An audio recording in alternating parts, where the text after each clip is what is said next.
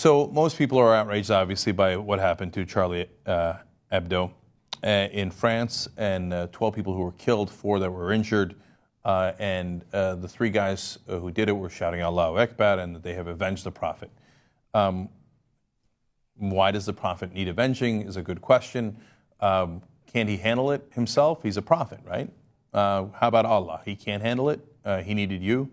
Okay, well, one particularly loathsome guy named Anjan Choudary decided that he was going to weigh in on this.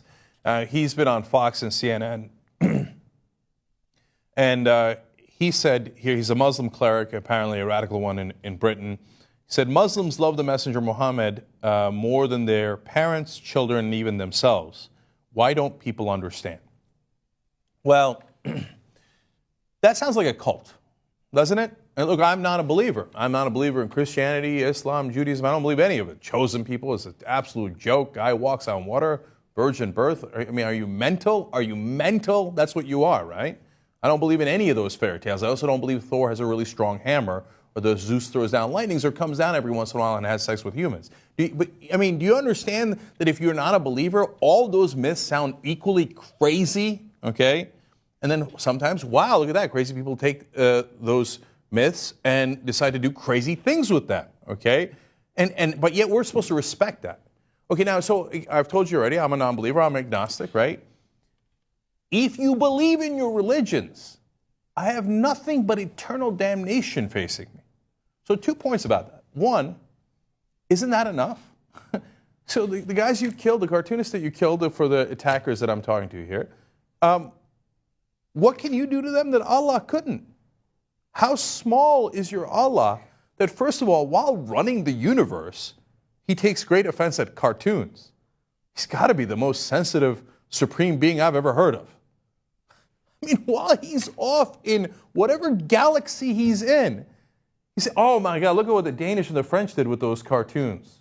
Well, there's nothing I can do about it. I hope some madmen on earth do something. Really? There's a lot he can do about it, right? In the book, don't we all suffer eternal torture? It's not enough for you? Nobody, you know what it is? Because you don't actually believe. See, that's the great irony of these guys. If they believed that Allah was real, they'd leave it up to him. Like, wow, Allah's got you on lockdown, man. Okay? But they don't believe. They don't believe that anything's going to happen to those guys in the afterlife. That's why they think they have to take action now to defend their sad, pathetic ideology, which is fundamentalist Islam. Secondly, they're always, these fundamentalists that do the most grotesque violence, always so offended. They're like the most sensitive little bitches in the world.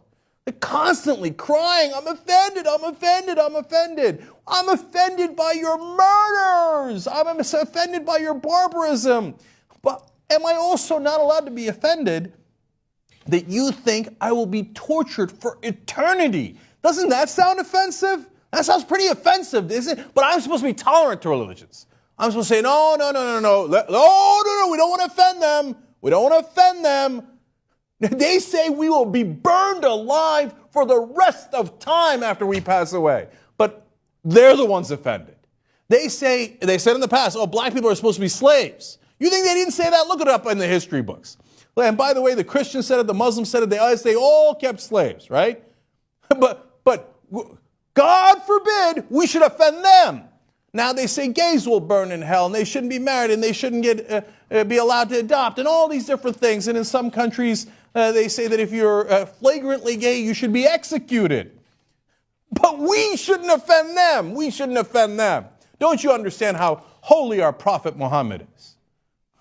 Well, if he's so powerful, leave it up to him when we all pass away, but you don't believe that.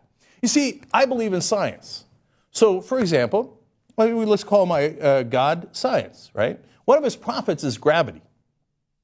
If you say, I do not believe in your gravity, I say, have at it, Hoss. I don't have to go and shoot you. I don't have to be offended by that. See, I'm a true believer. I believe that if you step off the ledge of the building, gravity, my prophet will have consequences for you. See, I don't have to do anything extra because you're going to fall down and die. I don't have to do anything extra. In fact, I would try to talk you off the ledge. I would try to save your life. Say, no.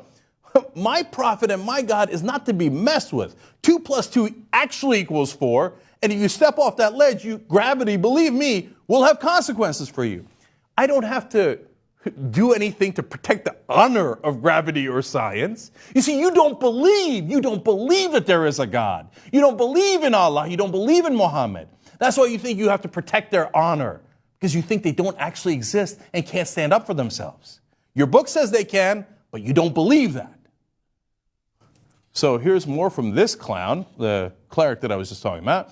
May Allah allow Muslims and non-Muslims live together under divine law, where the honor of citizens and prophets is protected. First, whenever anybody starts talking about honor, run out of the building. Okay? Honor is almost always now followed by some sort of killing. Honor killings in Islam, our guys, we're going to stand up for honor and murder everybody in the area, right? Honor. The honorable thing to do is to kill people because you're offended? That's the honorable thing to do? I think you've totally warped that word, and now it means the exact opposite. You have somehow offended my sensibilities, so because of that, I will murder you because of honor. Screw your honor. Your honor is the most immoral thing on the planet. Finally, this Chudari guy says, freedom of expression does not extend to insulting the prophets of Allah, whatever your views on the events in Paris today. No. My views on the events of Paris today is that freedom of expression absolutely, positively includes insulting your prophet, your God, yourself, and any damn else thing I like to insult. That is the point of freedom of speech.